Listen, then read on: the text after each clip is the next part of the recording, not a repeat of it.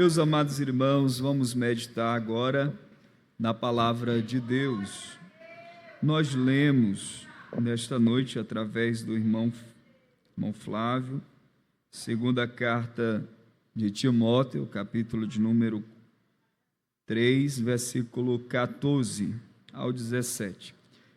Mas antes de ler novamente esse texto, eu quero ler um versículo que está em João, capítulo de número 5, versículo 39.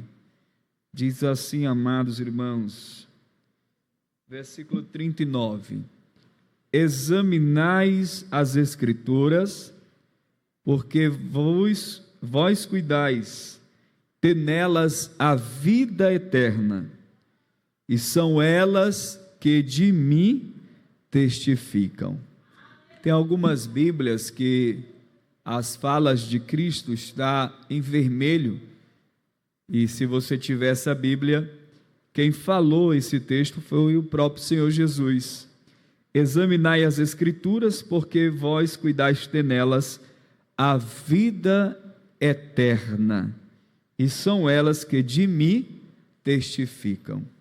Diga aí, meu irmão, examine as Escrituras, porque a vida eterna, o conhecimento sobre a vida eterna, está na palavra de Deus. Irmãos, por que a importância da Bíblia? Porque se você quer conhecer Jesus, é a própria Bíblia que dá testemunho de Cristo. É a própria palavra de Deus. Os irmãos sabem que há 3 evangelhos, ou 4 evangelhos. 3 são evangelhos sinópticos e um evangelho não sinópticos. O que é isso, pastor Rodinei? Esse termo sinópticos, ele traz a ideia de textos que são muito parecidos. Ou seja, um texto que às vezes está em Mateus, se repete em Marcos e se repete também em Lucas. Com a mesma visão ou diferentes pontos específicos, né? Mas são textos, são evangelistas que narram às vezes a mesma história em uma visão específica. Você sabia que cada evangelho foi escrito para um grupo ou um público diferente? E que os evangelhos, cada um tem uma particularidade de Cristo? Quando você estuda, irmã Marcinali, o evangelho de Mateus, ele fala, a visão do evangelista Mateus sobre Jesus, é Jesus como rei dos judeus. Então, Mateus escreve para os judeus e apresenta Jesus como rei dos judeus. Quando Marcos escreve sobre Jesus, a fonte primária que Marcos teve, a fonte primária, a fonte de interrogação, de informação, era a fonte pedrina, ou a fonte de Pedro. Foi Pedro que trouxe informações para Marcos. Então Marcos escreve sobre Jesus, e esse Marcos é aquele João Marcos, que foi rejeitado em dado momento pelo apóstolo Paulo, porque ele se apresentou de forma muito falha. Mas ele escreve sobre Jesus. E você sabe como é que ele apresenta Jesus? Ele apresenta Jesus como servo.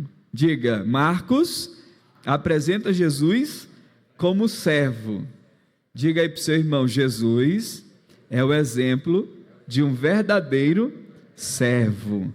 Ele era tanto servo que lavou os pés dos seus discípulos. E era uma prática, irmão, porque antigamente, você sabe, você já andou em estradas de areia, de pissarra, de muita poeira, e se você não tiver com sapato, tiver apenas com sandálias, os seus pés ficam bem, numa cozinha só da poeira. Então era costume deles, ao chegarem de viagens ou de determinados lugares, havia ali uma certa bandeja que era lavada os pés. E geralmente quem fazia esse tipo de procedimento eram os escravos, que eram os servos. E o próprio Senhor Jesus, como servo, lavou os pés dos discípulos. Mas tinha um discípulo que disse: os meus pés você não vai lavar, querendo dar uma ideia de aquele, sabe, aquele discípulo assim, que se faz de humilde. Pedro se fez de humilde. Na verdade, ele achou indigno de que Jesus lavasse seus pés, ou seja, era muita honra, e também ele não achava que o que Jesus estava fazendo não era muito agradável. Mas Jesus, irmãos, ele era tão servo que ele aconselhou Pedro: pois está bom, se tu não deixar eu lavar os teus pés, você não tem parte comigo. Aí Pedro, assim, ele era sempre os extremos, irmãos, o extremo de não deixar lavar os pés, mas o extremo de não lavar agora só os pés. Ele disse: pode me lavar completamente, não lava só os pés não, lava a cabeça, lava as mãos, lava o meu corpo todo, porque eu quero ter parte contigo. Então, meus amados irmãos, esse é o Evangelho. Nessa noite, nesse momento, nesse tempo, eu quero falar sobre a reforma protestante. Na terça passada, nós ouvimos o pastor falar sobre o porquê que somos protestantes. Ele nos ensinou o porquê que somos protestantes. Protestantes porque nós protestamos contra o pecado. Hoje o ministério de profeta, ele não existe no seu ofício, no título. Nós não podemos dizer assim, no título específico do ministério à luz do Antigo Testamento, não há mais profetas específicos. Mas a função de profeta, a essência do profetismo ainda existe. Porque nós temos os dons de profetizar. E a profecia, ela serve para advertir, mas ela serve também para edificar, para exortar, para estimular. Olha, irmão, às vezes nós crescemos com a ideia de alguém que diz assim: o pastor Rodinei tem o dom da exortação. Só que quando alguém diz, irmão João Carvalho, que o pastor Rodinei tem um dom da exortação, ele está querendo dizer que eu tenho um dom de dar taca. Vocês estão entendendo? Eu tenho o dom de descer mesmo couro, né? Porque a ideia que as pessoas tinham da palavra exortação era aquele tipo de pastor que desce mesmo, né, o couro.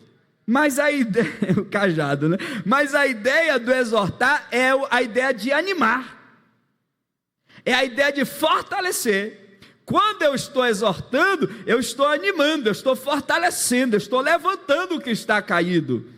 Essa é a ideia da palavra etimologicamente, mas foi entendido como aquele pastor que rapaz, eu não vou para aquele culto não, que aquele pastor tem um dom, quando não é o dom da consolação, fazer os irmãos dormir, é o dom da exortação, né? Fazer os irmãos apanhar. Na verdade, irmãos, a ideia e a missão do pastor não é fazer isso, pelo contrário, a ideia do exortar é pregar a palavra de Deus como ela é.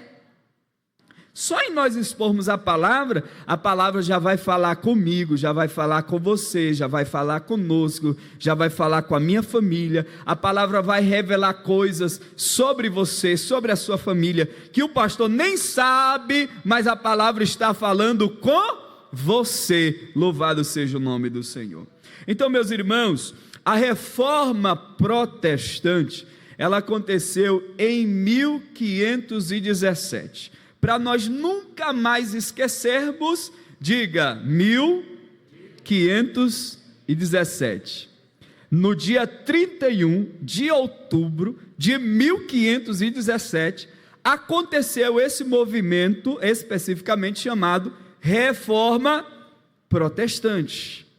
E a Reforma Protestante, ela tem o seu pré-reformadores, ela tem o reformador essencialmente dessa data, e tem eventos pós-reforma. E qual foi o propósito, irmão, da reforma? Olha, irmãos, quando nós fazemos uma reforma em nossa casa, é porque algumas coisas estão fora do lugar, algumas coisas que precisam de reparo, às vezes o reboco, às vezes as lâmpadas. Quando se fala de reforma, se fala de refazer, de reorganizar. Então, em 1517, só tinha uma igreja. Qual era a igreja que tinha nesse ano? Diga, a Igreja Católica. Era a única igreja. Vocês já ouviram falar que a primeira igreja é a Igreja Católica? Muitas pessoas falam. Eu estou na igreja que é a única igreja. E há muito tempo, às vezes, a gente ouve falar disso.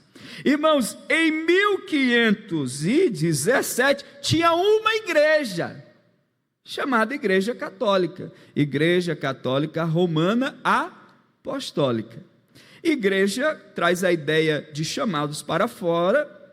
Católica, você sabia que nós somos católicos no sentido da palavra? Porque católico traz a ideia de universal.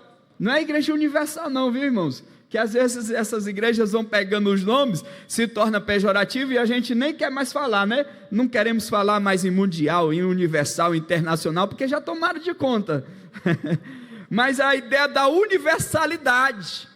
A salvação, ela tem um propósito universal, da universalidade. Então, nesse sentido da palavra, nós somos católicos, porque nós somos universais, santos universais, né? Apostólico, por que apostólico? Porque foi da época dos apóstolos. Irmãos, não existe mais apóstolos. Você vê na TV apóstolo fulano de tal, apóstolo ciclano, apóstolo Júnior, apóstolo Tiago, apóstolo não sei de quê. Isso são termos que eles tomaram, mas esse ofício não existe mais. Nós, às vezes, em forma de respeito, poderíamos dizer que o pastor Estevão Ângelo de Souza, quem ouviu falar deste nome? Pastor Estevão Ângelo de Souza, irmão do saudoso pastor Boaventura, nós consideramos ele como um apóstolo. Porque a ideia da palavra apóstolo é enviado, mas não existe mais esse título de apóstolo. Não existe, tá certo? Então, a igreja católica, apostólica, romana. Por que romana? Porque estava em Roma, era situada em Roma. Então, queridos irmãos, João Jonas também é dito por nós, né? História muito linda desse homem, um homem de Deus, esteve até acho que na vertente, passou pela vertente, muitos testemunhos, tem um livro dele, a biografia, é considerado também aqui como um apóstolo. Mas são termos que a gente dá, mas não são utilizáveis mais, né? Não existe mais. Então, meus amados irmãos, naquela época só tinha uma igreja. Toque aí no seu irmão, pergunte para ele, você sabe dizer mais ou menos quantas igrejas tem hoje, denominações? Diga assim, naquela época tinha uma única igreja. Hoje, segundo estatística, tem 38 mil no mundo. 38 mil igrejas. Você já ouviu alguém dizendo, rapaz, tem igreja em cada esquina? E parece que a cada dia tem mais ministério, né? Eu acho que não vão encontrar mais nem nome da Bíblia para tanto ministério que existe. E eles começaram a utilizar a Assembleia de Deus Madureira, a Assembleia de Deus de Anápolis, a Assembleia de Deus de Bacabal, a Assembleia de Deus Missão, a Assembleia de Deus Internacional, a Assembleia de Deus Intergalaxial, porque não existe mais texto ou nomes bíblicos que possa aderir à quantidade de igrejas. Ministério Belém, Ministério de Missão e assim sucessivamente. Então, meus amados irmãos, hoje tem 38 mil. Dessas 38 mil, tem ainda a Igreja Católica, que era aquela igreja que eles diziam que era a única, certo? E tem também a Assembleia de Deus. Agora, irmãos, entenda uma coisa. Essa igreja de hoje, chamada Igreja Católica, ela não é exclusivista. A ideia da Igreja Católica era os protestantes, eram os crentes também. Eram as pessoas que seguiam a palavra de Deus. Vocês olham, irmãos, que hoje, irmã Marcinelli, quando nós queremos estudar crescimento de igreja, nós olhamos para uma igreja chamada Igreja Primitiva.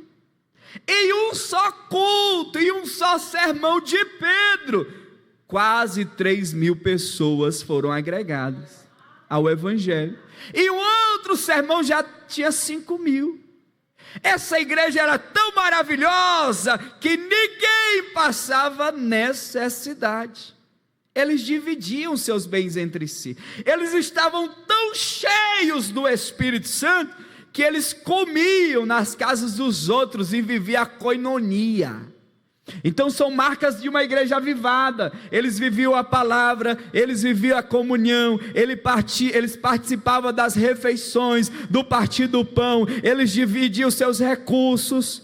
Os crentes estavam tão abençoados, irmãos, que a igreja não precisava pedir, como algumas igrejas hoje fazem, que pedem, né? E tem pessoas que vendem a sua casa, vendem seu carro, vendem tudo, aí depois vão atrás de volta para querer tudo de volta, né?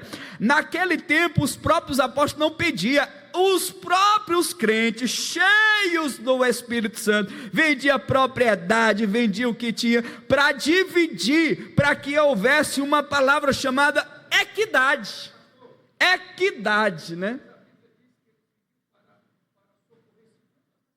As necessidades dos santos. Então ninguém tinha necessidade, porque eles supriam, né? Ajudavam uns. Justamente. Aí tinha um casal abençoado que também foi na onda. Ô irmão, negócio de pecado é sério, né? Às vezes a gente vai na emoção. Eu já contei a história aqui, que na primeira vez que eu aceitei, quando eu aceitei Jesus, eu estava tão emocionado que eu entreguei R$17 de oferta.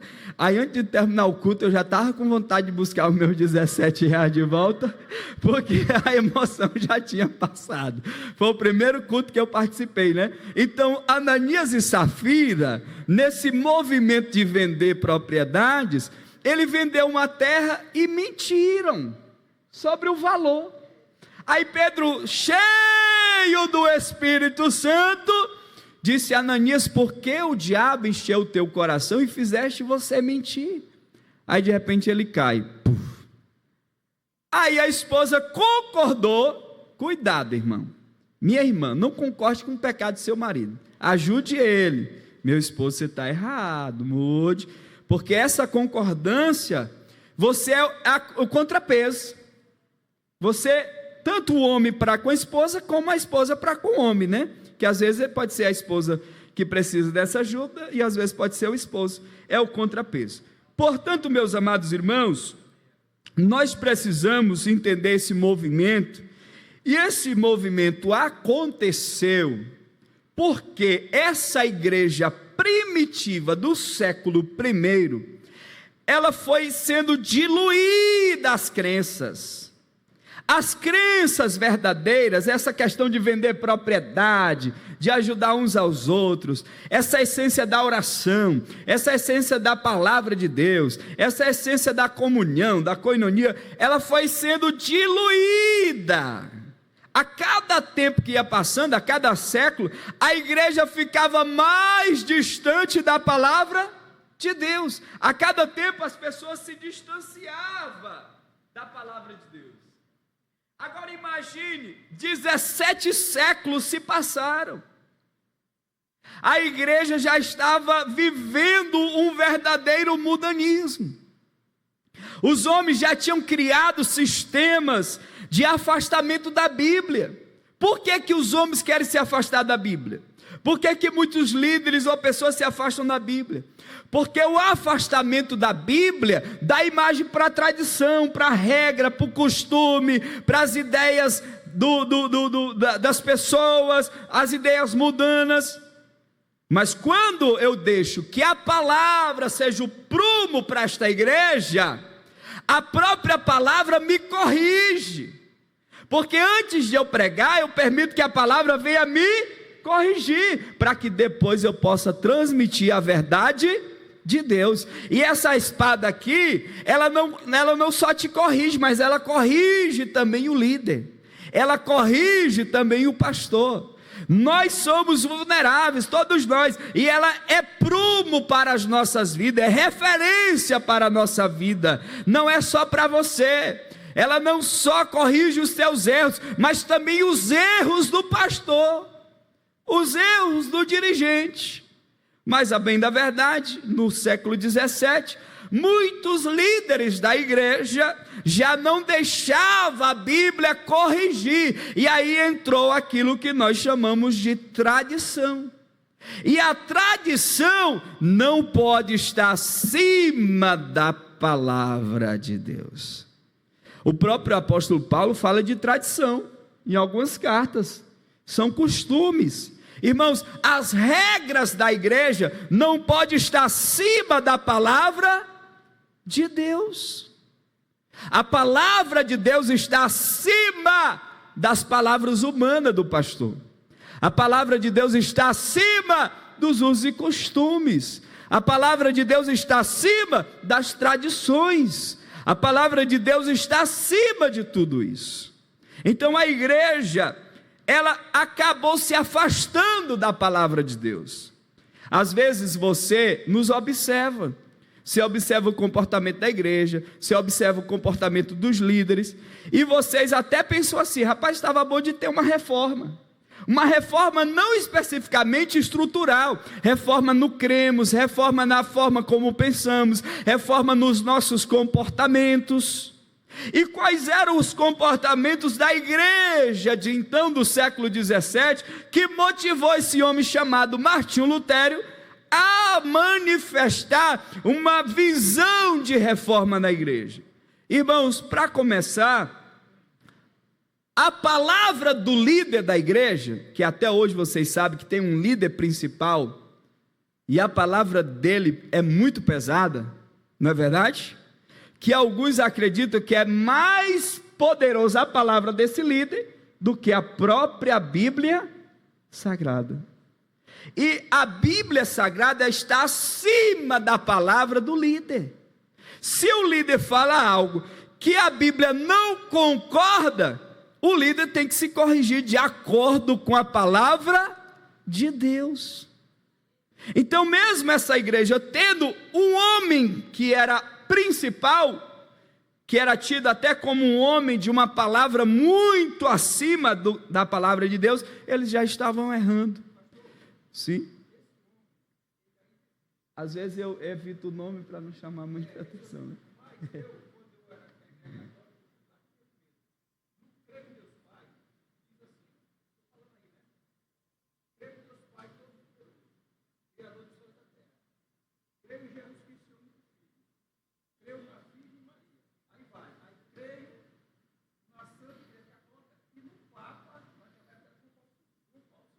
Citava o nome, né?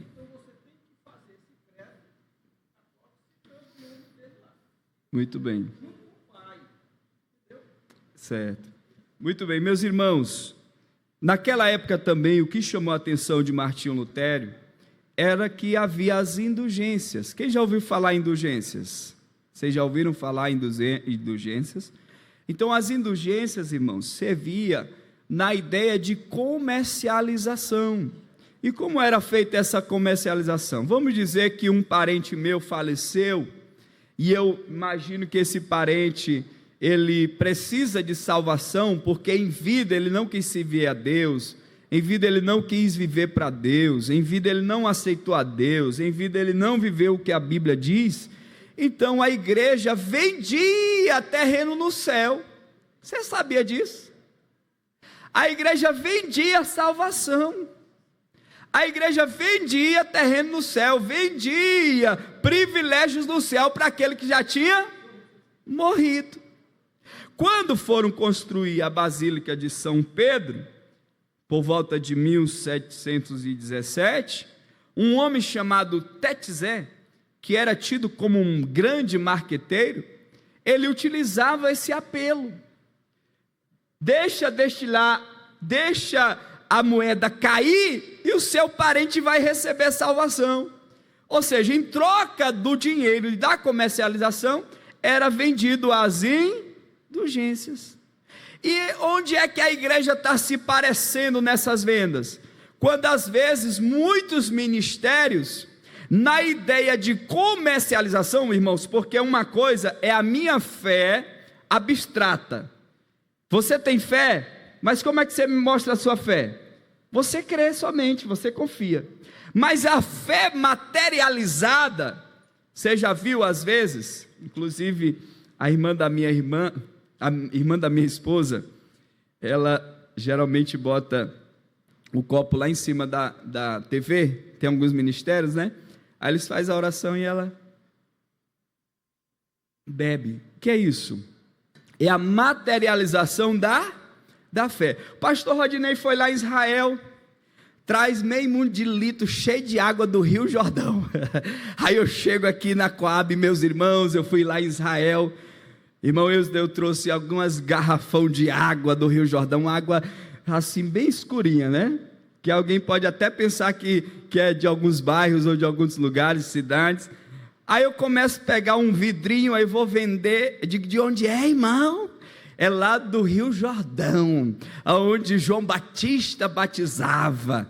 Irmão, só é R$25, um frasquinho desse tamanhozinho, você pega essa água e tal. Eu estou materializando a minha fé, estou comercializando, usando algo espiritual, e você, pela intenção de receber milagre, receber cura, você pega do dinheiro e compra. Você se lembra de um camarada que estava vendendo feijão por R$1.000? Esse feijão que a gente compra de R$10, estava vendendo por R$1.000. E por incrível que pareça, tem crente da Assembleia de Deus que compra, e ainda manda oferta para lá. Eu sou de uma época que estava no auge. Então, meus irmãos, nós precisamos ter prudência, porque essa mesma situação do século 17, às vezes acontece também nos nossos dias. E aí eu estou falando sobre um dos pilares da reforma protestante, que é chamado em latim sola scriptura. E o que é a sola scriptura? É a suficiência, a autoridade das escrituras. A palavra de Deus, ela é suficiente.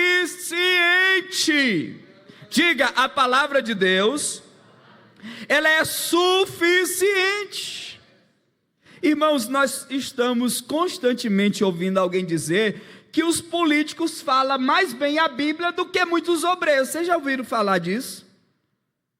Alguns sabem que o ex-governador do Maranhão, se brincar, ele prega a Bíblia melhor do que muitos obreiros. E é político, não é pastor? Alguns coaches, nada contra, porque eles trazem muitas estratégias de desenvolvimento, usa a palavra de Deus para essa ideia de comercialização. Então nós queremos dizer, irmãos, que a palavra de Deus, ela é suficiente.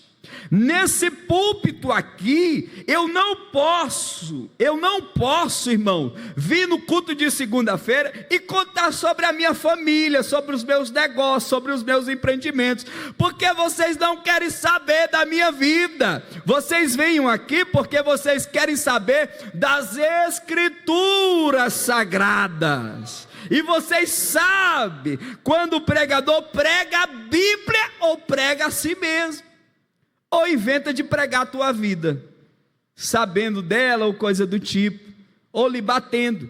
O púlpito é para a exposição da palavra de Deus. A palavra de Deus, ela é suficiente para as nossas vidas, para corrigir, redarguir, para nos educar. É a palavra de Deus. O mundo, irmãos, só não está um caos porque ainda existe a essência da Bíblia Sagrada em muitas pessoas. Por que você não mata? Porque a palavra de Deus te ensina que isso não deve ser feito. Por que você não rouba? Porque a palavra de Deus nos ensina que nós não devemos sermos roubadores. Por que nós não difamamos? Porque a palavra de Deus nos ensina que nós não devemos difamar, caluniar. É por isso que a palavra de Deus nos ensina até o que falarmos. A palavra de Deus nos ensina como atingir um caráter específico. Então a palavra de Deus, meus amados irmãos, ela é suficiente. Então Martinho Lutero, ao perceber as distorções da Escritura Sagrada, ele se levanta. E quando ele se levanta, ele não se levanta por causa do seu achismo, ele se levanta porque a palavra de Deus impulsionou ele a gerar mudanças na igreja. Meus irmãos, a ideia de Martinho Lutero não era de mudar de igreja. Ele não queria mudar de igreja. Você sabe que muitas vezes quando alguém se revolta, ele já diz: eu vou abrir um ministério. É assim, acontece muito no nosso meio, né? A ideia de Martinho Lutero não era mudar de igreja, mas era levar a igreja a refletir sobre os erros que precisavam serem mudados ou serem corrigidos.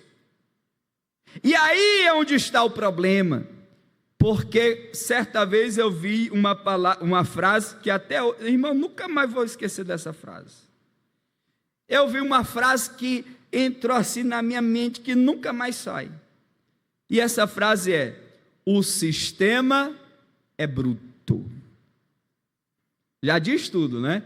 E existe sistema em todas as organizações, em todos os lugares. Mudar o sistema é difícil, porque é um sistema que às vezes está há 100, 200, 300, 400, 500 anos. Quando você quer dar uma de reformador, alguém já lhe coloca no lugar. Não entra não, rapaz, porque o sistema é bruto. Ou seja, o sistema é irresistível, o sistema é forte, o sistema é difícil. E o que é que movimenta o sistema? Dinheiro, conveniências, interesses. É por isso que era difícil para esse homem gerar nessa igreja mudança. Aí você sabe o que é que ele fez, irmão? Ele fez 95 teses. Pegou o martelo e cravou lá na porta. Onde é que está, meu irmão? E ele foi tão corajoso que ele poderia ser morto em pouco tempo. Porque em nome de Deus muita gente mata. Em nome de Deus, muita gente vive às vezes situações, irmãos, que eles não estão preocupados se vão para o céu, não. Eles estão preocupados se tem comida, se tem dinheiro, se tem luxo, se tem conforto, se tem tudo isso. Mas esse homem resolveu usar as escrituras sagradas. E você sabia que naquela época somente os líderes da igreja podiam ter a Bíblia? Só os padres ou o Papa. Quem tem a Bíblia aí? Levante a mão. Oh, glória, levante aí a sua Bíblia, né? Levante sua Bíblia. Nós não temos medo de você ler a sua Bíblia. Nós fazemos incentivar, meu irmão, pelo amor de Deus, leia a Bíblia. Leia a Bíblia. Nós criamos devocional, nós criamos estratégia, nós criamos cronograma para o crente ler a Bíblia. É tanta Bíblia que tem uns que tem 10 Bíblias, tem 12 Bíblias, tem Bíblia no celular, tem Bíblia no tablet, no iPad, tem Bíblia escrita, tem Bíblia para tudo que é gosto. Tem Bíblia da mulher, tem Bíblia da criança, tem Bíblia para o adolescente, tem Bíblia para o jovem, tem Bíblia para tudo que é gosto. Porque o nosso prazer é que você chegue lá na palavra de Deus. E aí você tem hoje a responsabilidade de ter um alto senso. Os crentes sabem quando o pregador está falando heresia. Os crentes sabem quando o pastor está acertando ou errando. Porque a palavra de Deus, assim como é prumo para mim, é prumo para você. Só que eu tenho um conselho para você. Tem o crente que tem a pá e tem um crente que tem a enxada, né? Não tenha só a pá. Porque aquele crente assim terrível. Fulano de tal, tu perdeu o culto. Foi mesmo, meu. Rapaz, a palavra era para ti, todinha. Aí, como dizia o pastor Chaves, miserável, né? Não era para tu não, era só para mim, né? Ele só tem a paz, irmão, ele vai jogando, é para você, é para você. Meu irmão, tenha também a enxada, puxe para você. O que é que o Senhor Jesus ensinou no Sermão do Monte?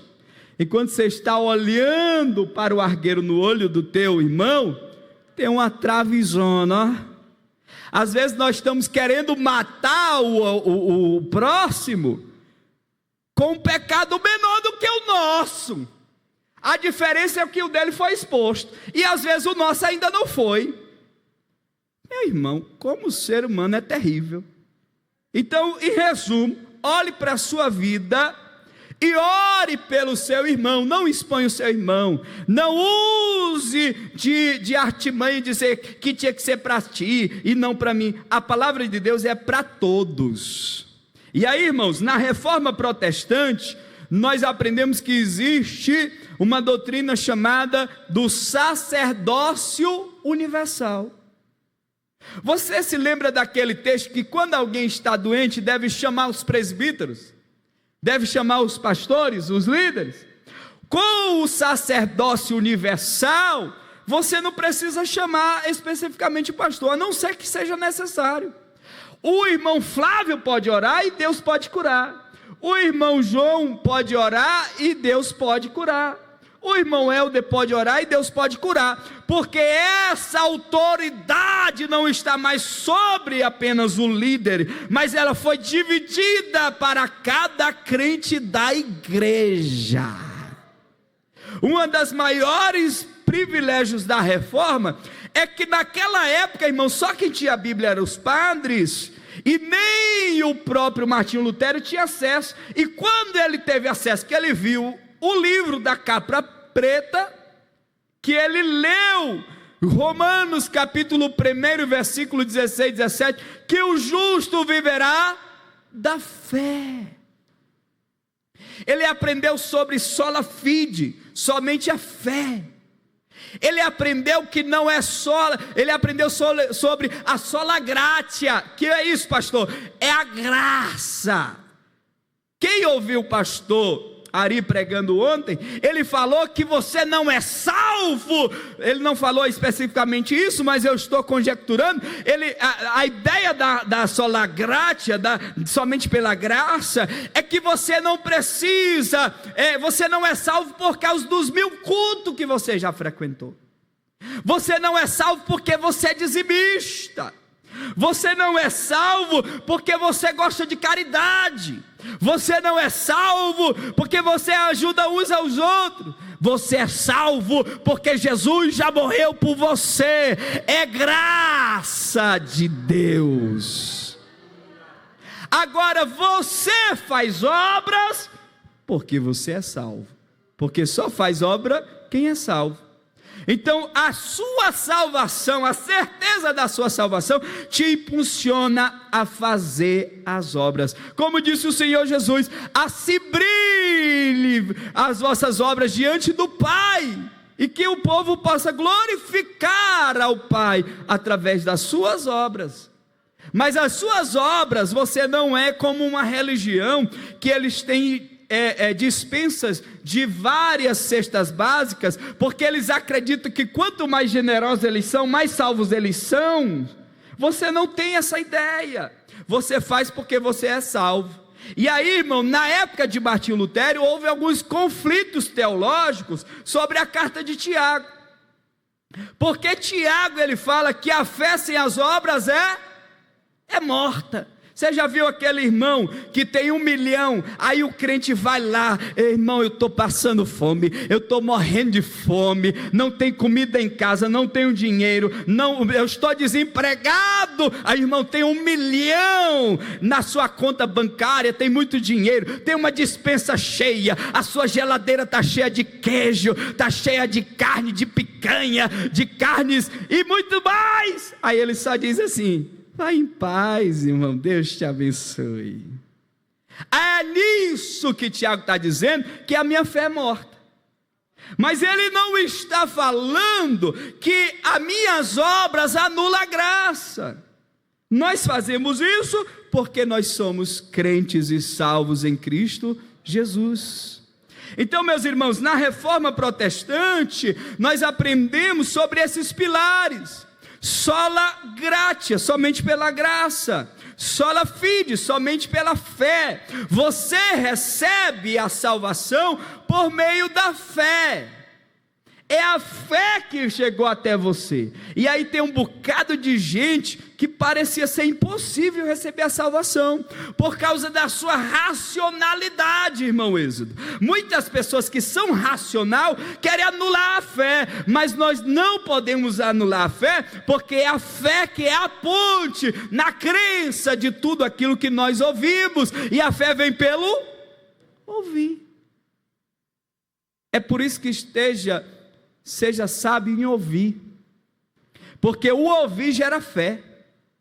Às vezes você está desacreditado, você quer julgar Deus, você quer botar Deus na parede, o negócio está difícil, mas quando você ouve a palavra de Deus, a palavra entra nos teus ouvidos, gera fé, e essa confiança em Deus gera milagres e salvação. Porque Deus amou o mundo de tal maneira que deu seu Filho unigênito, para que todo aquele que nele crê. Então o segredo, diz aí para o irmão, o segredo é crer, mas é difícil crer, é difícil ter fé. A Bíblia fala de grande fé, pequena fé e nenhuma fé, e fala de uma fé que é tão pequena que é do tamanho de um grãozinho de mostarda. Para você ver os montes transportando de um lado para o outro, é só esse pouquinho de fé. E quando as provações vêm, essas provações diluem esse pouquíssimozinho de fé. Diga aí para o seu irmão: meu irmão, não te esquece de pedir para Deus aumentar a tua fé. E ela aumenta nos dias difíceis, nos momentos difíceis. Quando tem tudo, você nem precisa de fé. Fé para quê? Se você tem tudo. Mas quando falta, aí precisa de fé. Está doente, tem que ter fé para ser curado. Está querendo salvação, tem que ter fé para receber salvação. Está querendo ver Deus transformando, tem que ter fé. Fé. A fé é o firme fundamento das coisas que não se espera, e prova daquilo que você não está vendo. Diga aí para o seu irmão: irmão, esse negócio de fé parece que é coisa de doido. Porque fé é idealizar o que não existe. E só parece que é o doido que faz isso, não é não? Você está idealizando o que ainda não. Irmão, você não está vendo, mas eu estou vendo. Aleluia, você não está vendo, mas eu estou vendo. O que é que você está vendo? Eu estou vendo dias melhores. O que é que você está vendo? Eu estou vendo Jesus me curar. O que é que você está vendo? Eu estou vendo Jesus restaurar. O que é que você está vendo? Eu estou vendo a salvação do meu filho. Eu estou vendo a salvação do meu esposo. Eu estou vendo um emprego melhor. Eu estou vendo as portas abertas. Eu estou vendo a prosperidade. Eu estou vendo o que você não está vendo, porque eu tenho fé. Eliseu chegou, disseram o problema, e quantos estavam olhando para o problema, ele disse: eu tenho fé, e na minha fé, machado. Você sabe que machado é pesado, não dá de flutuar.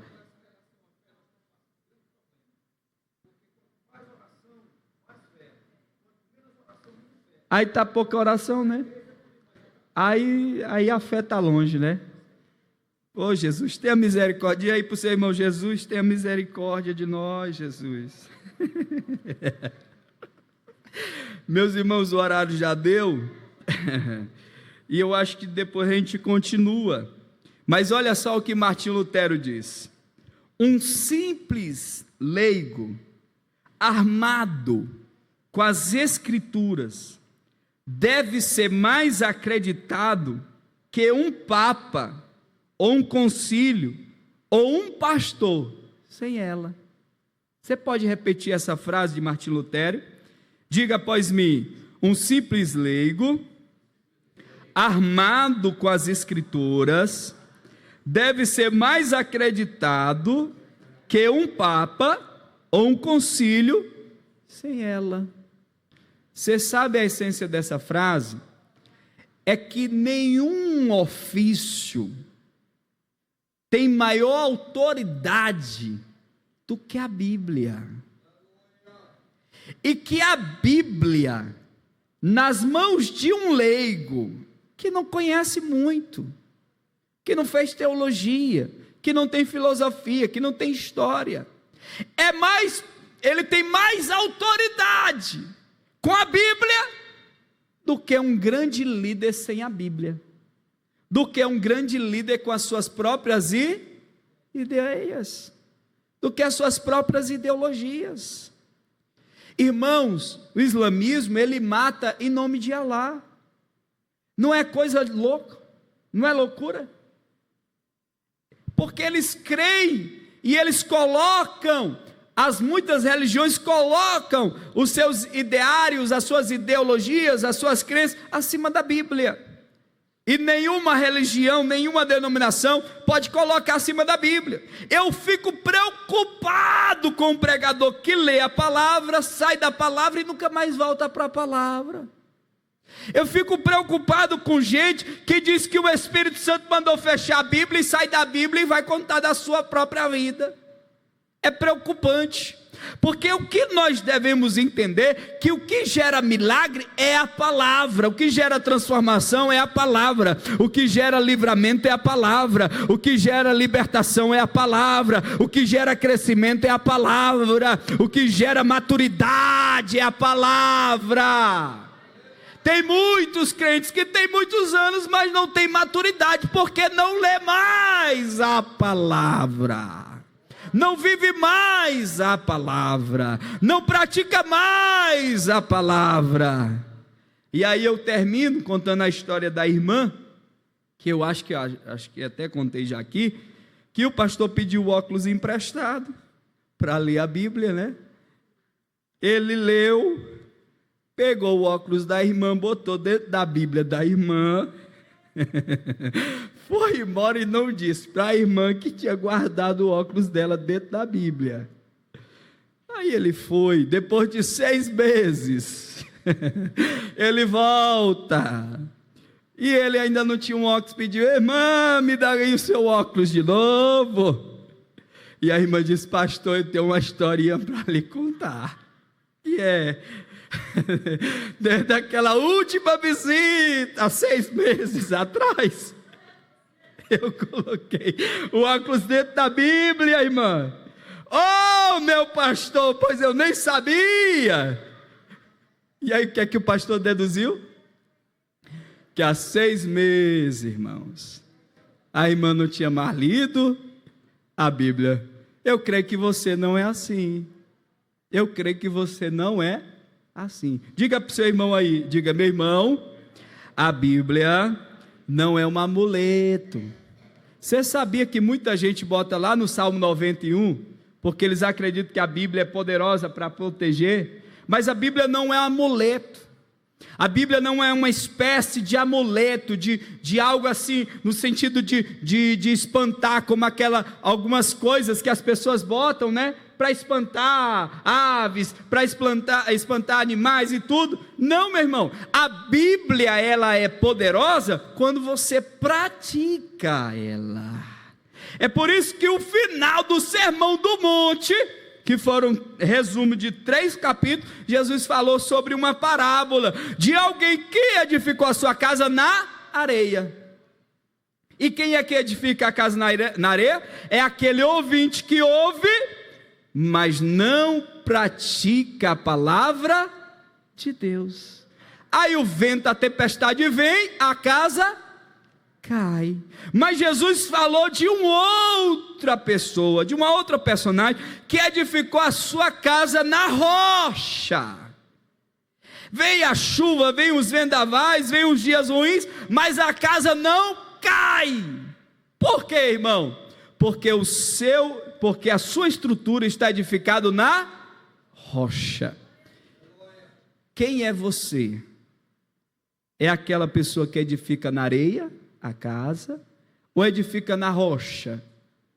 Irmãos, eu creio que você, para estar de pé, para estar no culto de terça-feira, para estar hoje aqui, é porque você, ao longo da sua vida cristã, alguns com 20, 30 anos aqui, ou 5, ou 10, ou eu, por exemplo, tenho 17, nesses 17 anos, se eu tivesse edificado a minha casa na areia, eu já tinha, irmão, ido embora, porque com 17 anos, eu passei assim por umas provas, de gente que não acreditava, de gente que dizia que eu ia me desviar. Irmão, tem crente que tem tempo para achar que o irmão vai desviar, que coisa triste. Tem gente que é igual macumbeiro, crente, fica jogando praga na gente. Olha, esse ali não vai sustentar, esse ali não vai ser liberto, não, meu irmão, você não foi chamado para isso, você foi chamado para levantar. Irmão, eu creio que você vai ficar firme, eu creio que você já está liberto, eu creio na salvação da sua família, eu creio na sua libertação, eu creio no seu crescimento, eu creio na sua espiritualidade, eu creio na bênção de Deus na tua casa, na tua família. Fique de pé, por favor. Que Deus possa nos abençoar e que as Escrituras possam guiar a sua vida. Que o meu desejo, irmãos, é que nós sejamos como os bereanos. Você sabe como eram os bereanos? Paulo estava pregando e eles estavam consultando a Bíblia. Paulo estava pregando e ele estava olhando, rapaz, deixa eu ver se é verdade mesmo, deixa eu ver se ele está correto, deixa eu ver se ele não está falando alguma heresia. Meus irmãos, se na época de Paulo tinha um bocado de heresia, imagine na nossa época, né? Examinar as Escrituras de mim e trazem vida eterna.